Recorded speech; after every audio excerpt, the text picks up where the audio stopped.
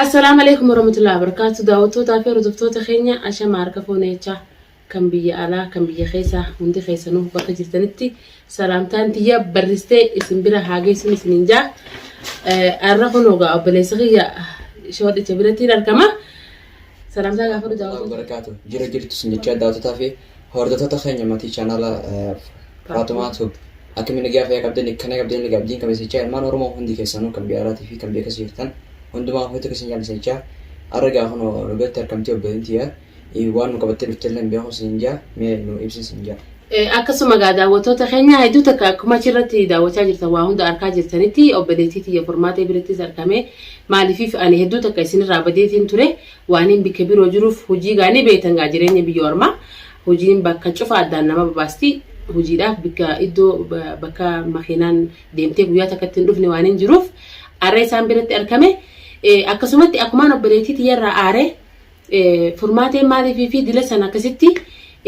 jawaadee nama itti bittee akka achirratti ilaaletti ani akkasi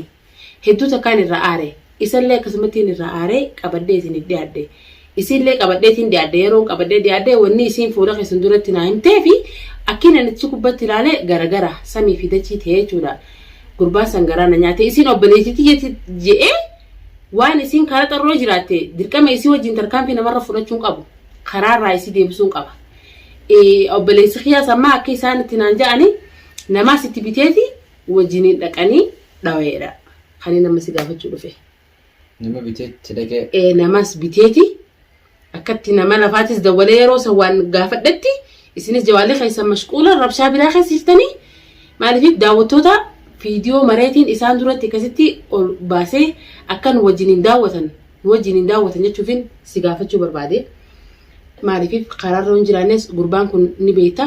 yeroo duraatiif formaateen rakkina keessa turte osoo nuufisii walitti hin dhiyaanne ture rakkina addaa keessa qabeenya isiitiin damaramuudhaan namni akka fedhe godhuudhaan waan meeqa keessa dabartee turte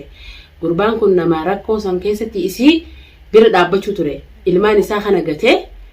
isii tana nama asiin geechuudha rakkina keessaa baasee yeroo meeqa isiin achi kufti bakkeetti kuftu karaarra deemtu kuftu namni bira dhaabbatee asiin ga'e isa malee hin jiru saniifin gurbaan kun nu biraa kaayyoo guddoo qabaa galata guddaa qabaasi sababa amma intaltii dhuftee intala haadha ilmaan shanii akkamitti obboleessi xiyya fuudhaan dhuftee isii dhooytee mushaakilli kanaan uumameen ka isin hundaa'u isin dammaruuf yookaan isii tanaas mushaakila nayxee aruusa isii kana karatti hambisuuf kan uumte amma obboleettiin jawaadee obboleettiin jawaadee gaafa duraanii dila isaan akkasi turan san jirtu turte arra dirqama as baatee jechuudha dhuga bakka feetee haa jiraattu haa dhuftu nuti nun dakhalu mushaakilli kanaan dhufee isin dila kana keessa galtan akka obboleettiin teenya dammaramtu akka isin feetu kun dhibbatti an kan argisiisu kanaafi daawwattootaaf mee ibsi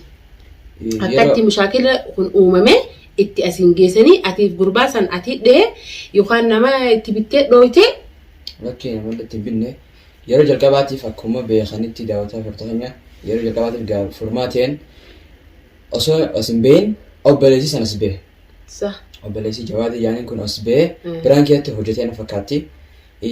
dila kana dhageenyanii garuu bikkaan itti argamanii oggaa isin foototeetti argame san duratti gaa waamee gaa isaan jidduu uumame anatti illee himne isaan kuni na aarsan yeroo jalqabaatiif wanni dillo kan uumame akkamitti ani dhageeni natti dhagaamte ani illee ka aaraa xiqqoo nutti bu'e garuu hin obse san booda ka jawaadiinis xiqqoo shakkii keessa dhufe jawaadee keessa gama formaateetiin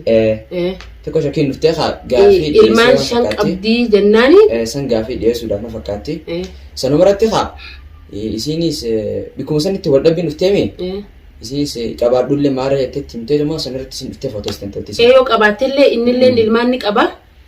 rakkoon qabuu takkaa fi takkaa haa sanumara dhuftee footoo isitee haqallee qabdu isin san dhuftee footoo isullee intaltii obboleetii jettuunillee haqan qabdu sababni dhufteetti footoo isullee beeyne garuu haasida ilmaan qabdii jecha jamu kanumarraani dhuftee formaatee dhooyte amma isiin anis gama saniin akkuma isii footootii jirtu arkee isiin oguma san jawaadeen baana kun na bilbilee dafii footoo dhaqabiin anjee obboleettii dhaqabii dhaawamtee jirti an bikka sanii wani na aarsee gaafillee dhiyeesseef haakima isin didullee keessa laaqa geessu eenyu jawaadeedha bakka kanatti hayyamee ogoo kan laaltu dubbii tana namni kun qasilaa isi cinaa dhaabbatu bara fuulduraaf isaan kun nama wal fuudhuu deemu bara aywa nama kaayyoo wajji qabu waa meeqa fuulduraaf isaan kaayatanii jiranii hanga saniif mee namni kun oguu fottoqee mana fi fottoqee yaramas mana fi keessa fottoqee namni kun fuutee silaachi geessee illee inni haakima rakkinan qabu ilmoo fi fuudheetuma achi geggeessee Daltaan illee xiqqoo haa eegeessi ammas taraa lamaffaa fottosuudhaaf ta'u deebite gabbaase. Obboleettii isaatii taraa lamaffaa furmaatee fottosuu deema. Eehaa akka sanitti lafa ol keenni boodarra eegaa ammas taraa lamaffaa fottosuudhaaf isinti yaalaa jirtu. Sanirratti dhufee gabbaasee. Sirri dhaggeeffadhaa daawwattoota dubbiin akka nuti jennee dhugaa namni kun guwaan kana tanaan harkee ni aara. Abbaan fedhe ana alatti illee silaaran tanaan waan xiqqoo kan hojjedhee namni silaan bikkatii jiraate yookaan ati bikkatii jiraatte aran tana balaa tanaa al gootee namatti bitta dhugumatti hangaruu sa akka ammatti himtu kanatti kaane ammaa gargaaruutti hin jira maaliif jawaadee akkaan irraatti eegee fi akkaan itti beekuu fi akkitti achi gubbatti tiraalee garagara amala maaliif hin jee silaanni kun xiqqollee waa yaada bareedaadha garuu jawaadeen waa xiqqoo takka illee yaadne akkamatti calmu jee guyyaa saniitu na aarse malee wanni na aarse hin jirtu ilmaan 5 qabaattu 7 qabaattu 10 qabaattu maali Inis nama ilmaan qabu war. Aywa jaalalaa murteessa ilmaan murteessan karasitti. Kuni tokkuma garuu bikkattiin wal dhabne inni kun akkamitti cinaan dhaabbatinidha. Jawaadeen dirqama isii cinaan dhaabbachuun dirqeessaati. Dirqama eegaa kan bultii dhaabisaan kun qophii ta'an namni kun cinaa dhaabbachuun hin bareedaadha. Yeroo san obboleettii isaa dha'uu dadhabellee furmaatee fuudhee haakima geessuu eenyurra jirti. Jawaadeerra jirti. Garuu hanga nuti dhufnu nu eegee hanga nuti dhufnee haakima geessine bikkasitti ilmaan isaa guureeti haakima hojjechi dhaqe. Dubaan namni kun obsee migaa fuudhee kute. Adeemsirratti sanumarraa'u ati onneen si butteeti obboleettiiti abbuu obboleettii fi namni oguu akkasi dhahee akkanattis lafa laalee dirqama gaa obboleessi ni haduudha. Sani alatti ammas haakima nu dhufe inni. Eega nuti haakima geessimaa nu dhufe yaani maal jechuudha. Ati amma isii eega dha'uun amma isaa furmaatee haakima geessitee dhufte booda. Isa dha'uun eega furmaatee haakima geessitanii dhuftammoo osoo haakima hin geessini. Laa eega haakima hin geessi booda fottoo isaaniillee aara keessa dhugumatti isaafillee egaa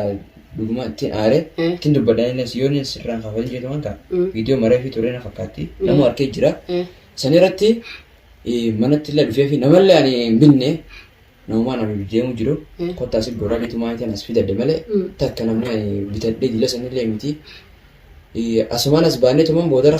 aaraanii jiraame yoo hawaasni takka as buute isaan seenanii tuma addunyaa qaban malee waan biroof hin dhufneenii. Maaliif namni kun wajji nyaatee wajji dhugee tumsallee bitadhee dhufne nama tokkotti namni kun dila san tumsallee fidatu. Anillee kan bikka sanitti dhiiga obboleettii baasuun qabaa jeetiin kan fira murteessee seenee. Kanaafuu dhiiga obboleettii yaa baasuun qabaa jeetii mucaan keenya dhugaa gaafuma akkuma fuula keessan duratti naaseessee dubbiin inni jeetuun dubbii fudhatama qabduusi dubbii fuula keessan duratti haasa'ee ani maaliif dhugaa isaan kana wajjin nyaanne jawaadee hedduu takka akka obboleessa keenyaatti ilaala ammoo eega furmaateen dhoomtee haakimaa geessee akka jettee gaa. Oromoon duraanuu maammaktee jirti maaliif harki gama garaa goree jette innis obboleettiin isaa ilaal obboleettuma isaa saniitiitu isa qoccee jechuudha furmaateen ni dhoomte yeroo sanitti haakama geessine jechuudha obboleessaan gayaamu takkatti obboleessa kanyatti yaamutti saniifuu obboleessi aareeti dhahee jechuudha kanaafuu ani akka kiyyatti gaa akkaan inni achirra laalee dhufee laalee aaree fi akkin itti dhufee fi akkin itti amma viidiyoo dhuknoo isin haasa'e. Samii fi dachiidha. Aartee dhoowwitee jechuudha. Ati kanatti harkaa fi harka faraqaadha. Akkanti dheehuun beekuu akkam na ta'e. Faraqaadha jechuudha. Yaani jecha kiyya dhufee dhahee aaraan dheetiin jira ammaas. Karaa manaa galee akkanti dheehuu ni yaadadha jedhuun yaade moo akkanti yaadadhuun beekuu maaliif namni kun nama hojii jiraadhee wajjin waamee dabarsanii anaaf inni. Dhugumatti akkana godhaa jedhuun yaadeen kame obboleettii tiyyaa akkamitti akkana godhaadha yookiin haadha mana isaa ta'a fuulduraaf akkamitti kanatti lafa dhiisaa jeetiin ani keessa oofee gadda keessa nan dhagaye uummatni inni jawaadeen baanan kun. Saniifuu ati badiin qabdu jechuun maaliif waan inni si aarseef inni sila arra akka isii dhoomtee jirtu sanitti yeroo saniif fuudhee haakama geesse dhugaadha inni illee niin bobbaafatu harka waan isa garaa isa nyaatee onneen isaa isa buttee waan ijoollee ta'eef obboleettiin isaa lafa laalamuu dhiinni isaa. saniititu dhiiga obboleettiiti yaa hafanuun qabaa jechuutu isa bobbaasisee jechuudha. Daawwattoota gaafuun akkuma beektanitti fuula keessan duratti maree dubbiin tuni dubbii diddibaa hin taaneesi asumaanuu isinitti dheeraadhuun isiniin jaa. Assalaamu alaikum warahmatullahi wabarakatuh isiniin jaa hanga viidiyoo nagayaa viidiyoo bareeduudhaan walitti dachaanuu takkatti salaamata gaafa. Assalamu alaikum warahmatullahi wabarakatuh hanga qophii haadhaan isin jiru takkatti dhufaan turaan.